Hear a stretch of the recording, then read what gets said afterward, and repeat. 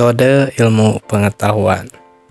Metode yang dimaksud di sini adalah suatu cara untuk mendapatkan ilmu pengetahuan yang benar. Kebenaran seperti ini merupakan tujuan yang telah ditentukan pada suatu pendekatan yang dilakukan.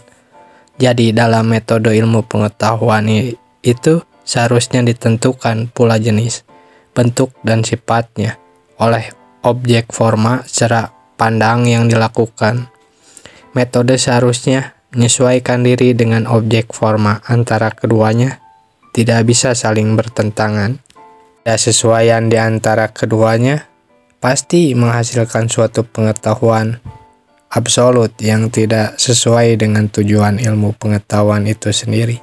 Apalagi pendekatannya secara fisik, maka metode yang dipakai tentu sifatnya kuantitatif, dan jika pendekatannya secara fisik, tentu metode yang paling tepat digunakan adalah yang sifat kualitatif. Dalam rangka mencapai pengetahuan yang benar, ilmu pengetahuan memakai suatu metode yang umumnya disebut metode keilmuan atau metode ilmiah. Metode ini bisa dimengerti sebagai gabungan dari metode empiris dan rasionalitis, di mana kedua metode ini ternyata saling melengkapi dan memperjelas. Empirisme yang mendasarkan pada pengalaman akan mendapatkan pengetahuan dari pengalamannya bila akal pikiran campur tangan di dalamnya. Gitu juga akal pikiran sebagai dasar rasionalisme akan mendapatkan pengetahuan apabila fakta-fakta empiris tersedia secara cukup. Seorang empirisis bisa mengetahui dengan pengalaman indranya bahwa ada seorang yang mati karena ia telah tahu sebelumnya arti kematian itu. Ada beberapa jenis metode ilmiah yang secara umum dapat diketahui sebagai metode analisis dan metode sintesis. Dalam praktik kerjanya, kedua metode ini dibantu oleh sarana-sarana yang bersifat indukatif dan deduktif. Metode analisis yang dibantu oleh sarana indukatif selanjutnya disebut metode analisis induktif, adalah cara pandang penelitian ilmiah yang bertitik tolak dari pengetahuan khusus untuk sampai kepada suatu kesimpulan pengetahuan umum. Pun objek ilmu pengetahuan itu ada yang berupa materi, objek materi, dan ada yang berupa bentuk, objek forma. Yang disebut objek materi adalah suatu sasaran material, suatu pendidikan, pemikiran atau penelitian keilmuan. Adapun objek materi itu bisa saja berupa benda-benda material maupun yang non material, Bisa pula berupa hal-hal, masalah-masalah, ide-ide, konsep-konsep, dan sebagainya. Objek materi tidak terbatas pada apakah ada di dalam realitas konkret atau di dalam realitas abstrak. Suatu objek materi, apakah yang material maupun yang non-material, sebenarnya merupakan suatu substansi yang tidak begitu saja dengan mudah diketahui. Lebih-lebih yang non-material, sedangkan yang material pun sebagai sesuatu substansi mempunyai segi yang sulit dihitung dan ditentukan jumlahnya. Kenyataan itu mempersulit usaha untuk memahami maknanya. Oleh karena itu, di dalam rangka mengetahui maknanya, orang lalu melakukan pendekatan cermat dan bertahap menurut segi-segi yang dimiliki objek materi itu, dan tentu saja menurut kemampuan seseorang. Cara pendekatan inilah yang kemudian dikenal sebagai objek forma atau cara pandang. Cara pandang ini berkonstruksi pada suatu segi-segi. Dengan demikian lalu digambarkan lingkungan suatu pengetahuan mengenai suatu hal menurut segi tertentu.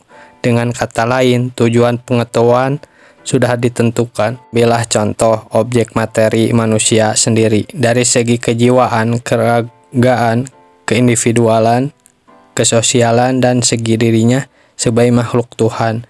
Masing-masing menentukan link dan wawasan sendiri-sendiri yang berbeda-beda. Oleh sebab itu, wajarlah jika pengetahuan diperoleh juga berlainan. Bagi ilmu pengetahuan, perbedaan pengetahuan yang dihasilkan oleh masing-masing segi itu justru harus seperti itu, karena dengan demikian pengetahuan untuk manusia itu tadi bisa semakin lengkap dan jelas. Yang perlu mendapatkan perhatian khusus adalah justru jika tujuan berbeda, namun hasilnya tetap sama. Hasil seperti itu jelas menunjukkan bahwa secara menuntut hal itu tidak benar. Hal ini di selanjutnya jelas akan mempengaruhi terhadap tahap-tahap pendekatan berikutnya. Dalam keadaan demikian terjadilah yang akan membuat kerancuan. Overlap bukannya tidak perlu sama sekali, tetapi jika harus dilakukan maka seharusnya diposisikan sekadar sebagai referensi saja. Suatu pendekatan menurut segi tertentu seharusnya dilakukan secara sistematis dan konsisten sesuai dengan benang merah lingkupannya. Terangan sebelumnya dapat dipahami bahwa objek formanya ilmu pengetahuan itu justru berbeda-beda dan banyak jenis serta sifatnya. Ada yang tergolong ilmu pengetahuan fisis, ilmu pengetahuan tentang alam ini, karena pendekatan yang dilakukan menurut segi yang fisis. Ada pula yang tergolong ilmu pengetahuan non-fisis, ilmu pengetahuan sosial dan humaniora, serta ilmu pengetahuan ketuhanan. Karena pendekatan menurut segi kejiwaan, golongan pertama termasuk ilmu pengetahuan yang bersifat kuantitatif, sedangkan golongan kedua merupakan ilmu pengetahuan yang bersifat kualitatif. Kebenaran ilmu pengetahuan.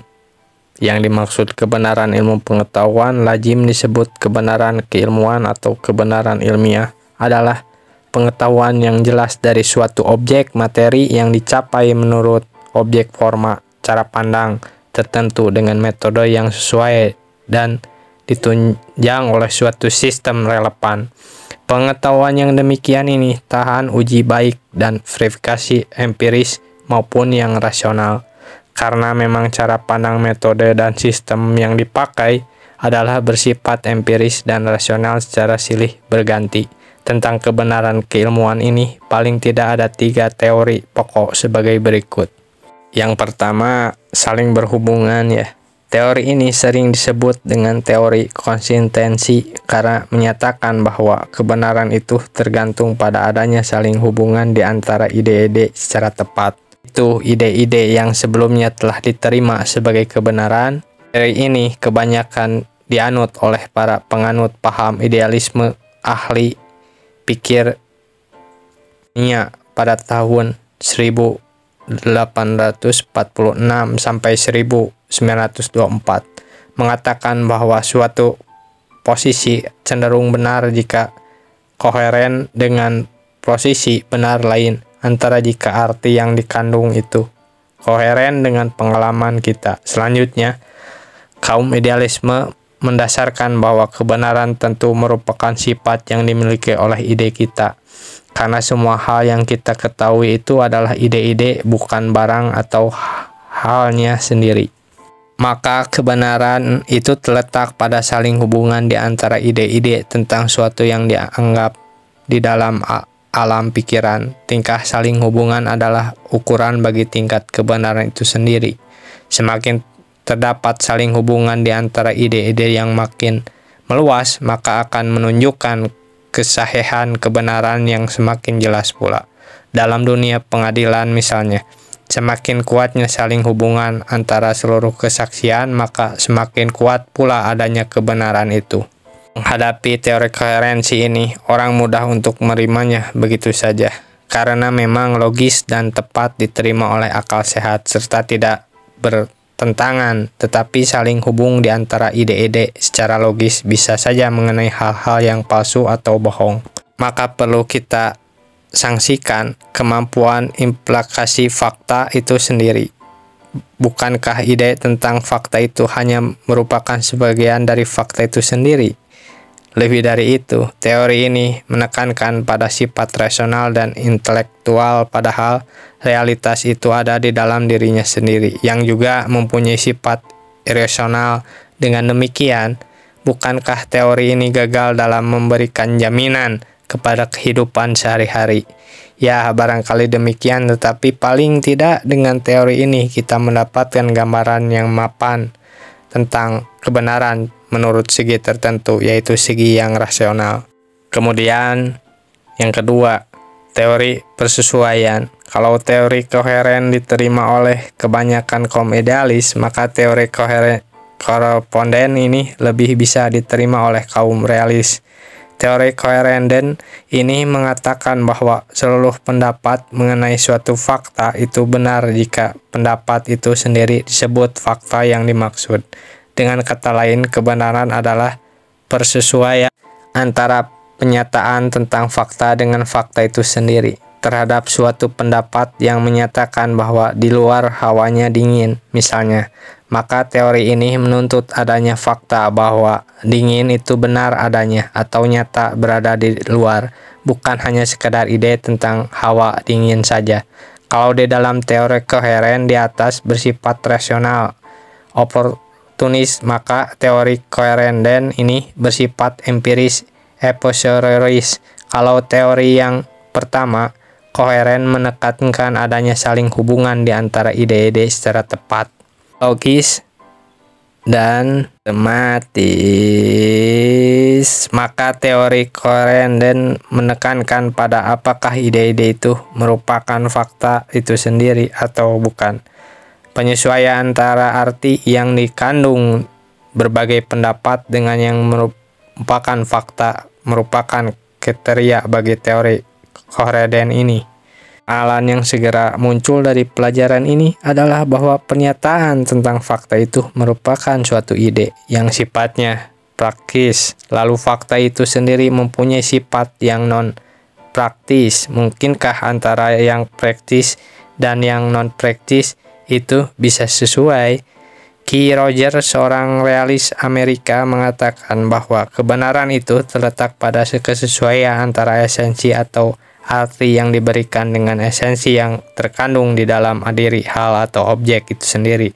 Tampak jelas di dalam pendapat ini bahwa yang sesuai itu adalah esensi objek atau fakta sebagai arti dengan esensi yang terdapat di dalam objek atau fakta sendiri. Dan Russell memperjelasnya dengan mengatakan bahwa kebenaran adalah kesesuaian di antara arti yang dikandung oleh perkataan-perkataan yang telah ditentukan, dan kesesuaian itu berupa identik arti-arti tersebut. Yang ketiga, teori kegunaan atau pragmatic teori. Tampaknya apa yang dikemukakan oleh teori koheren itu menyelesaikan secara tuntas pekerjaan dalam mencari kebenaran, tetapi kehidupan sehari-hari menuntut yang lebih praktis dan langsung menimbulkan konsekuensi yang mengandung pragmatisme. Menawarkan pandangan sebagai berikut. Umumnya, teori memandang masalah kebenaran menurut segi kegunaan. William James mengatakan bahwa Tuhan itu adalah benar bagi seorang yang hidupnya mengalami perubahan. Kepercayaan yang kuat terhadap adanya Tuhan itu dapat memberikan kesejukan hati, sehingga ada kemampuan batin untuk menerima segala bentuk perubahan. John Dewey memberikan ilustrasi tentang kebenaran sebagai berikut. Misalkan kita sedang tersesat di tengah hutan, kepada diri sendiri kita berkata dengan yakin bahwa jalan keluarnya adalah ke arah kiri. Pernyataan ini akan berarti jika kita benar-benar melangkah ke arah kiri. Selanjutnya, pertanyaan ini benar apabila arah kiri itu pada akhirnya mengakibatkan konsekuensi positif, yaitu benar-benar dapat membawa kita keluar dari hutan itu. Jadi kebenaran menurut pragmatisme ini tergantung kepada kondisi-kondisi yang berupa manfaat, kemungkinan yang memuaskan, konsekuensi yang memuaskan. Alan yang bisa segera muncul adalah sebagai berikut ya.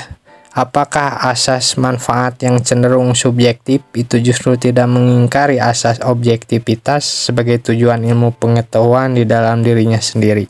Causality adalah suatu yang mungkin dapat menuntut ke arah pemecahan masalah ya.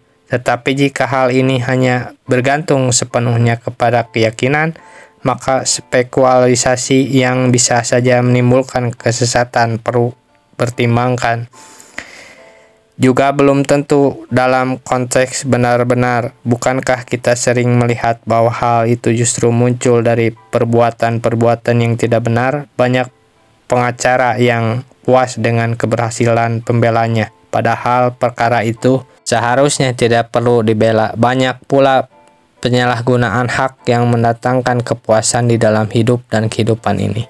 Ketiga teori kebenaran itu kelihatannya tidak bisa dipakai sebagai pedoman untuk mengukur kebenaran realitas sebagai objek materi dan filsafat ilmu pengetahuan, karena masing-masing mempunyai titik kelemahan. Namun, secara ontologis dan epistemologis tampaknya bisa memberikan jalan keluar bagi pemecahan persoalan yang muncul dalam realitas itu sendiri. Tapi karena ilmu pengetahuan itu mempunyai aspek yang etis, maka teori koheren, koresponden, dan pragmatis perlu dipertimbangkan secara beruntut-runtut dan bersamaan. Aspek etis ilmu pengetahuan menuntut kegunaan kebenaran objektif dan praktis kehidupan sehari-hari. Sejauh mana kebenaran itu membuahkan konsekuensi praktis yang dapat menunjang penciptaannya kesejahteraan hidup seluruh umat manusia. Kebenaran yang selalu dikerangkakan dalam manusia seperti itu sungguh akan dapat mendekatkan hubungan antara ilmu pengetahuan alam, ilmu sosial, humaniora, dan keagamaan dalam satu keutuhan yang menyeluruh. Karena hanya dengan hubungan demikianlah realitas itu akan dapat menentukan posisi dan fungsi di dalam realitas itu sendiri. Sekianlah video ini dibuat, dan kita lanjut ke episode atau bab selanjutnya. Semangat belajar guys, subscribe.